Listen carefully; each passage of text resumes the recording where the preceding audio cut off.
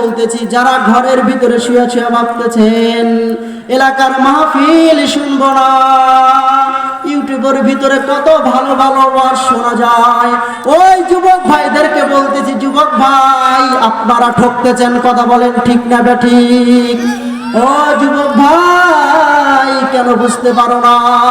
গাড়ি মেরামত করা লাগে, বাড়ি মেরামত করা লাগে, প্রত্যেকটা জিনিস মেরামত করা লাগে, ঝম ধরে যায়।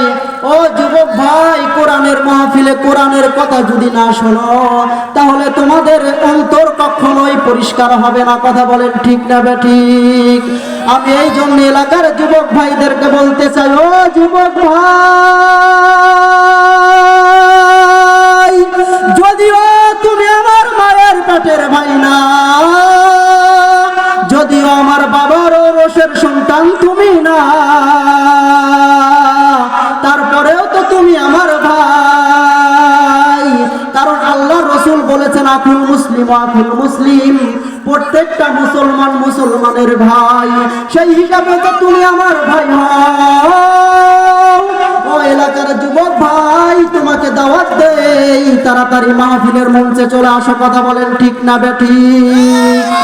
আল্লাহ রাব্বুল আলামিন কালামুল্লাহর ভিতরে ঘোষণা দিয়ে দিয়েছেন, আল্লাযীনা আমানু আশাদ্দু হুব্বাল লিল্লাহ,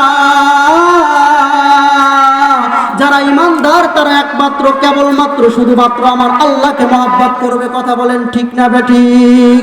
আল্লাহ রাব্বুল আলামিন কালামুল্লাহর ভিতরে আরেক জায়গায় ঘোষণা দিয়ে দেন, সিবগাতাল্লাহ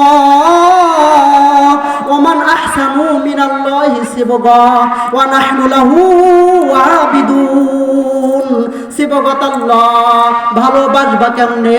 সিবগাতাল্লাহ, তুমি কি আল্লাহর রং খুঁজে পাও না? ওমান আহসানু মিনাল্লাহি সিবগা, আল্লাহর রঙে রঙিন হয়ে যাও, ওয়া নাহনু লাহু আবিদুন, তাহলেই তুমি একজন ইবাদতকারী আল্লাহর গোলাম হতে পারবে, কথা বলেন ঠিক না বেঠিক? মানুষের মধ্যে তো কেউ এমন